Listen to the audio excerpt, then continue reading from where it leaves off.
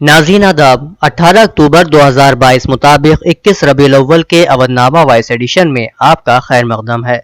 मैं हूं मुसी रजा और आप समाअत फरमाने जा रहे हैं अवधनामा में शाये अहम खबरों के खास हिस्से।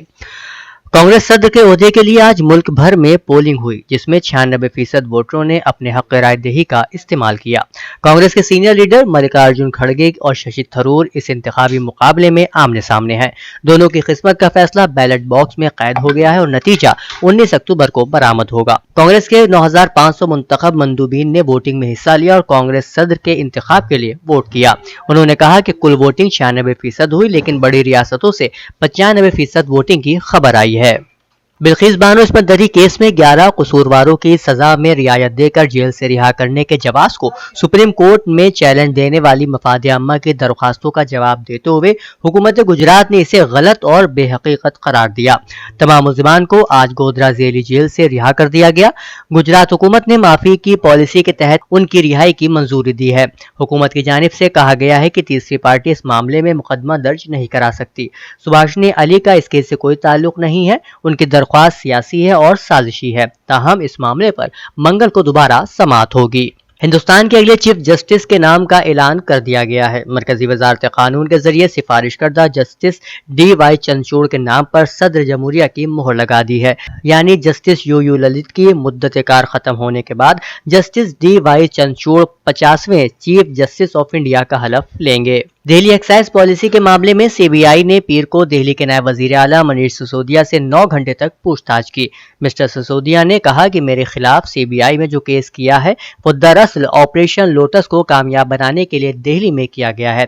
ये बात पहले बाहर से समझ में आती थी, आज अंदर जाने से समझ में आई है। ये समझ में आ गया कि बीजेपी CBI जैसी एजेंसी को गैर आईनी तरीके से दबाव डालने के लिए इस्तेमाल कर रही है। एक्साइज पर बात हुई, लेकिन मुझे हैरानी है कि वहां भी मुझ पर आम आदमी पार्टी छोड़ने के लिए दबाव डाला गया। सुप्रीम कोर्ट इस बात का जायजा लेगा कि आया 15 साल से ज्यादा उम्र की मुस्लिम लड़कियां मुस्लिम पर्सनल लॉ के मुताबिक शादी करने की अहल हैं या नहीं।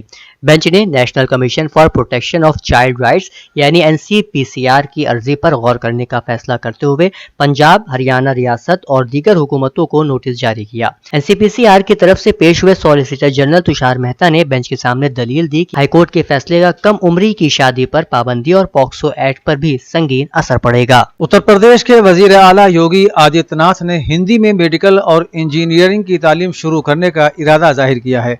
ये तर्ज मध्य प्रदेश में लागू किया जा चुका है। ऐसे में रियासत के मेडिकल एजुकेशन डिपार्टमेंट की जानिब से एक नया पैटर्न तैयार किया जाएगा। महकमा मेडिकल एजुकेशन ने इस हवाले से तैयारियां शुरू कर दी हैं। किताबों की तैयारियों की जिम्मेदारी मुख्तलिफ मेडिकल कॉलेजेस को दी जाएगी। माहिरीन की एक कमेटी भी तश्कील देने की तैयारी है।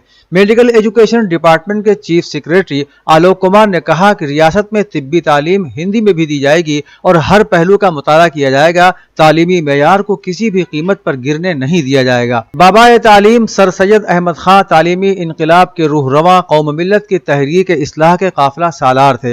वो कौमी यकजहती और मजहबी हम आहंगी के रोशन मीनार थे। उन्होंने जदीद उर्दू नस्र और तामीरी सहाफत की बुनियाद रखी। उनकी खिदमात नाकाबिले फरामोश हैं। इन ख्यालात का इजहार Islamic centre of India Lucknow के चेयरमैन मौलाना खालिद रशीद फरंगी महली ने इस्लामिक सेंटर में यौम सर सैयद पर एक सेमिनार में खिताब करते हुए किया। उन्होंने कहा कि सर सैयद एक मुअर्रिख, मुफक्किर, दानिश्वर और माहिर तालीम थे। उन्होंने अगर तालीमी इलाही इंकलाब बर्पा न किया होता तो बहुत मुमकिन था कि मुसलमानान हिंद आज भी तालीमी पसमानदगी और फरसूदा रसूम तवहुमात की तारीकियों में भटक रहे होते। सर सैयद अहमद खां के यौम पैदाइश के मौके पर मुमताज PG कॉलेज डालीगंज लखनऊ के मौलाना अली मियां हॉल में सर सैयद डे का प्रोग्राम मनाया गया। इस प्रोग्राम की सदारत डॉक्टर मोहम्मद मतीन खां ने की और मेहमान खुसूसी के तौर पर हसन काजमी मौजूद रहे। खुसूसी मुकर्रिरीन में आतिफ हनीफ ने सर सैयद के बारे में तफसील से रोशनी डाली और हिंदुस्तान के अवाम के मुस्तकबिल के लिए उनकी मेहनतों को सराहा। जलसे में बड़ी तादाद में कॉलेज के तलबा और तालिबात ने शिरकत की। प्रोग्राम में हाफिज सैयद खान, शकीब राजा, मंसूर अजीम, मोहम्मद साद खां, शाबान और डॉक्टर मोहम्मद मतीन खां, हसन काजमी, आतिफ हनीफ, डॉक्टर नसीम अहमद खां, मोहम्मद उवैस, गुफरान नसीम, कमर सीतापुरी, इंजीनियर नसीम, मोईद रहबर, शेख ताहिर सिद्दीकी, कारी शाह फैसल, मोहतरमा जीनत सिद्दीकी, حسن آرا اور قاری شاہ فیصل کو شال پیش کی گئی۔ سماجوادی پارٹی کے بانی ملائم سنگھ یادو کی باقیات کو آج پیر کے دن اتراکھنڈ کے ہریدوار کے چندی گھاٹ کے نیل دھارا میں سپرد آب کر دیا گیا۔ آنجہانی یادو کے بیٹے اور پارٹی کے قومی صدر اور اتر پردیش کے سابق وزیر اعلیٰ اکھلیش یادو، ان کے خاندان کے پانڈا شیلیش موہن نے رسم ادا کی۔ باقیات کے وسرجن کے بعد اکھلیش نے گنگا میں ڈبکی لگائی اور اپنے والد کی روحانی سکون کے لیے دعا کی۔ اس دوران ملائم سنگھ یادو کے بھائی شیوپال یادو، کزن رام گوپال یادو، ملائم سنگھ کے دوسرے بیٹے پرتیک یادو، بہو ڈمپل یادو، اکھلیش کی بیٹی ٹینا آدتی، بیٹے ارجن اور دھرمیندر چچا بھائی دھرمیندر یادو، تیجس پرتاپ یادو اور خاندان کے دیگر افراد موجود تھے۔ باب العلم لائبریری تحسین گنج میں مصباح تعلیمی سوسائٹی کا سالانہ جلسہ منعقد ہوا۔ صدر جلسہ ڈاکٹر مرزا مسعود حسین نے افتتاحی تقریر میں بتایا کہ سوسائٹی نے اپنے قیام کو 15 سال مکمل کر لیے ہیں۔ انہوں نے اس دوران سوسائٹی کی خدمات کی طویل فہرست پیش کی۔ ڈاکٹر حسین نے پروفیسر عباس علی مہدی کو اسٹینڈ کوڈ یونیورسٹی کے ذریعے دنیا کے 2% ماہر ڈاکٹروں میں شامل کیے جانے پر مبارکباد پیش کی۔ اس موقع پر پروفیسر عباس کے ذریعے سوسائٹی کی ویب سائٹ کا افتتاح بھی عمل میں آیا۔ مرزا تہذیب عالم نے سوسائٹی کی مالیاتی رپورٹ پیش کی اور نذر سبتین نے سوسائٹی کے ذریعے تعلیمی امداد حاصل کرنے والے طلباء کی تعلیمی پیش رفت کا جائزہ لیا۔ آخر میں سوسائٹی کے نائب صدر پروفیسر عباس علی مہدی نے لوگوں کو تعلیم کی طرف متوجہ کرنے پر زور دیا اور تمام حاضرین کا شکریہ ادا کیا۔ اودھنامہ کے جہاننما صفحے کے مطابق افغانستان کے صوبہ غور میں ایک خاتون نے گھر سے بھاگنے پر طالبان فورسز کی جانب سے سنگسار کر کے قتل کیے جانے کے خوف سے خودکشی کر لی۔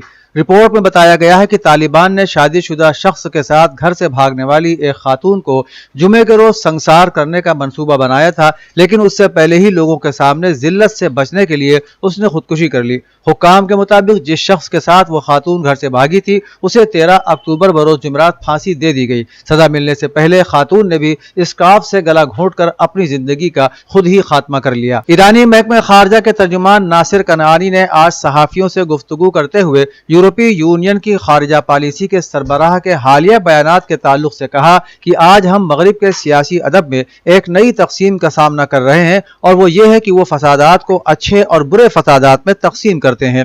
ایرانی محکمہ خارجہ کے ترجمان نے کہا کہ ان کی رائے میں اگر ایران میں فسادات ہو جائیں تو وہ اچھے ہیں، لیکن اگر یہ فسادات یورپ میں ہوں تو وہ برے ہیں۔ انہوں نے کہا کہ ایرانی حکومت ایک ذمہ دار حکومت ہے اور اس نے عملی طور پر اس بات کو ثابت کیا ہے کہ وہ اپنے شہریوں کا احترام کرتی ہے اور شہریوں کی حفاظت پر توجہ دیتی ہے۔ سری لنکا کی موجودہ معاشی صورتحال پر تشویش کا اظہار کرتے ہوئے بین الاقوامی مالیاتی فنڈ نے کہا ہے کہ امید ہے کہ یہ ملک مشکل حالات کا سامنا کرنے والے غریب اور کمزور لوگوں کو ریلیف فراہم کرنے کے لیے تیزی سے کام کرنے کے قابل ہو جائے گا۔ ڈیلی میرر کے مطابق IMF نے اس بات کا بھی اعادہ کیا کہ 4 سالہ EFF پروگرام پر ملازمین کی سطح پر معاہدہ طے پا گیا ہے۔ انہوں نے کہا کہ ملک کے قرضوں کا اندازہ لگا لیا گیا ہے۔ سری لنکا اس وقت قرض کے جال سے نکلنے کے لیے اپنے قانونی اور مالیاتی مشیروں کے ساتھ کام کر رہا ہے۔ انہوں نے کہا ہم یقینی طور پر اس عمل کی حمایت کر رہے ہیں جتنا ہم کر سکتے ہیں۔ وائٹ ہاؤس کے قومی سلامتی کے مشیر جیک سلیوان نے کہا ہے کہ تیل کی پیداوار میں کمی پر